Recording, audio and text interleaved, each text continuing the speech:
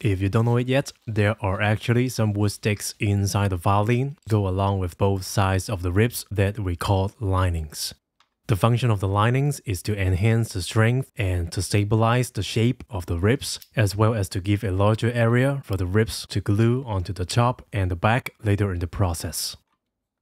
You can use willow or spruce for that, and they should all be 8 mm tall and 2 mm thick. And here are the lengths. You will need 4 of each, as we will need to do it on both sides of the ribs. And I usually would work on the top side first, which means the side that faces the bench mostly, because as you remember, the top side of the ribs should go straight all along, while the back side will tilt a little. And it's easier to prove the final height from a straight surface to a tilt one than the other way around. And now you may be thinking of the 8 mm thick underlaying stick we put under the form before gluing the blocks, and that is, yes, the height of the linings. Just like making the ribs, you have to saw out the material and plane them into the desirable size, then bend them and make them fit with the ribs.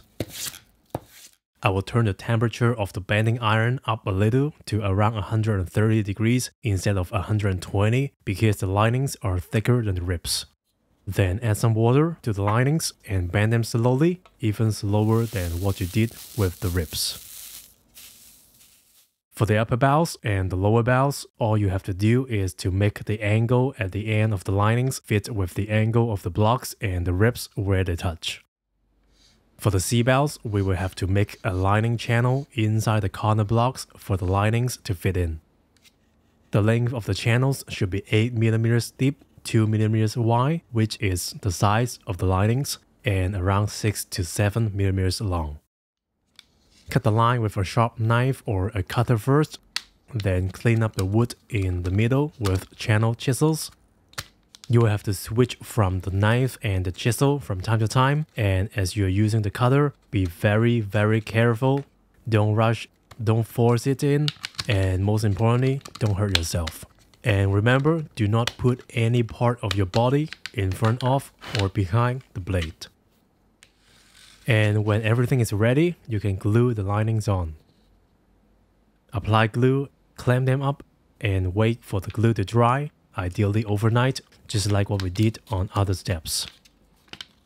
The clamps I'm using here are just laundry bamboo clamps with the tips cut off and rubber band on. After the glue is dry, come back and plane out all the excessive part of the linings, if you have any. Then we can work on the other side of the ribs. This time, your linings should not be touching your form, and you will have to do some calculation about it.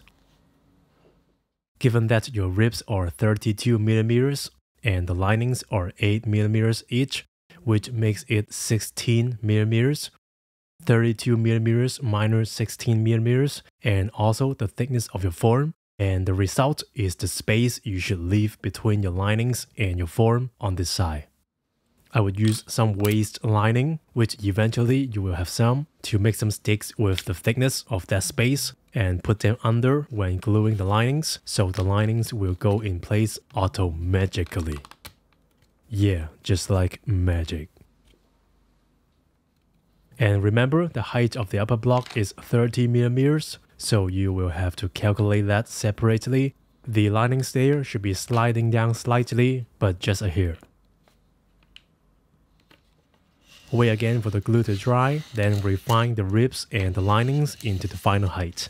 After that, you should double check if there are anything you want to refine and adjust. And that's how we finish making the ribs for now, as there will be a few more steps to do with the ribs later when we are going to join the whole body together. But we will do it later when we finish making the back and the top. In the next video, we will start making the back, which will include joining the plate, cutting the outlines, making the corners, the edge works, the purflings, the scoop, and the arching, as well as the plate thickness, which will be so much more interesting than making the ribs. And if you have questions about the templates and form, or how to get and prepare your woods, and what tools you will be needing for making a violin, you can go check out the 3-part preparation video to know more about it. And also, if you like this video, remember to hit the like button and subscribe to the channel. And you can also join us on Patreon, where I will put some more useful material that will make the whole making process easier. I will put all the links below, and while you are processing all of this, I am going back to edit the next part.